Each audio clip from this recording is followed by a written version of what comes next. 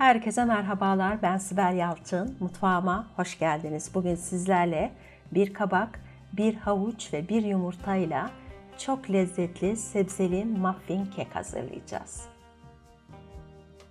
Tarife sebzeleri hazırlayarak başlıyorum. Kabağı ve havucu iyice yıkadıktan sonra kabuklarını soydum. Bir adet de çok küçük kuru soğan kullanacağım. Kuru soğanın da kabuğunu soyduktan sonra minik minik küpler halinde doğruyorum.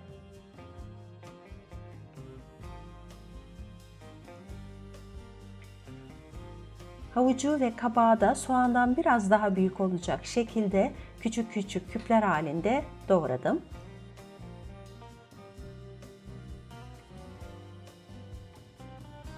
Tüm sebzelerim hazır.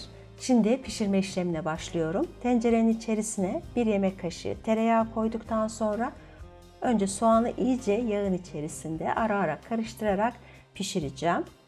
Daha sonra içerisine havuç kabağa nazaran daha sert bir sebze olduğu için daha sonra da kabağı ilave edip karıştırdıktan sonra tencerenin kapağını kapatıp bir 5 dakika kadar sebzeleri orta ateşte pişiriyorum.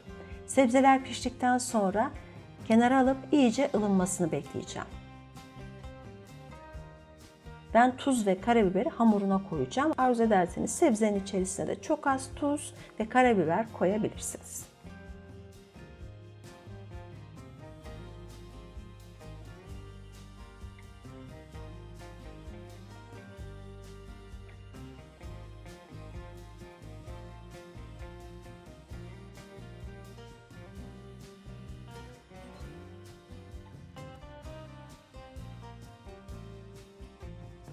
Sebzeler pişti, iyice ılındı. Şimdi hamuru hazırlıyorum. Bunun için yumurta, su, sıvı yağ ve 1 çay bardağı da unum var. Hepsini kasenin içerisine koyup karıştırdım.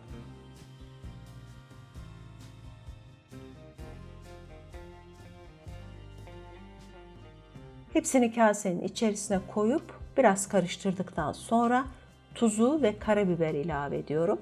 Daha sonra da içerisinde hiç topak kalmayacak şekilde hamuru karıştırıyorum.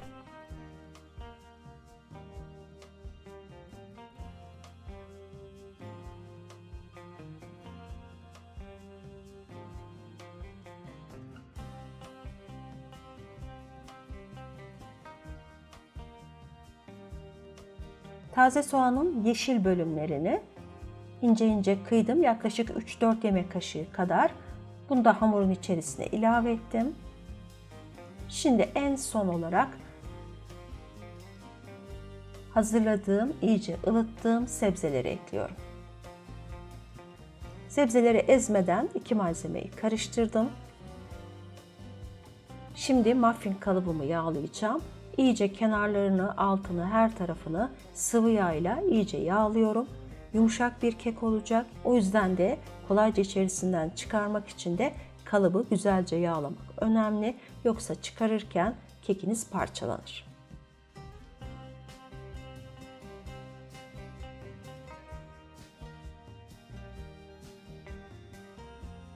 Bu ölçüden 6 tane muffin kek elde ediyorsunuz. Şimdi en altlarına hazırladığım sebzeli hamurdan biraz koyuyorum. Ara katlarına ister kaşar peyniri, isterseniz de beyaz peynir kullanabilirsiniz. Ben karışık olarak hazırladım. Bir kısmını beyaz peynirli, bir kısmını da kaşar peynirli yaptım. Ara katına peyniri yerleştirip kalan sebzeli hamuru peynirlerin üzerine paylaştıracağım.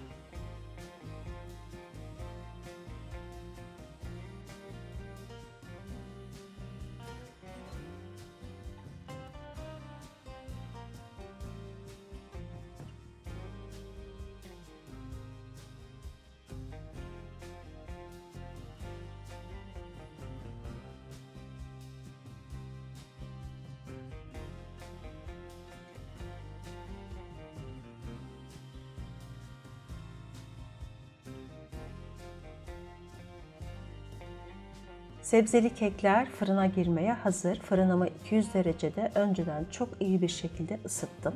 Fırınımın ikinci katında Kekler kızarana kadar pişirme işlemine devam ettim. Benim fırınımda 30-35 dakika arasında sebzeli muffin keklerim hazır oldu. Siz pişirme süresini kendi fırınınıza göre ayarlayın. Fırından çıkardıktan sonra da ince ince kıydığım taze soğanları üzerine serpiştirerek sıcak olarak servis ediyorum. İçinde bol peyniriyle sebzeli muffin kek hazır.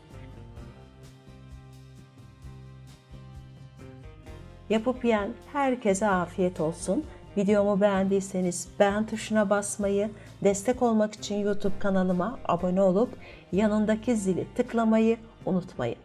Bir dahaki videoya kadar sağlıkla, sevgiyle kalın.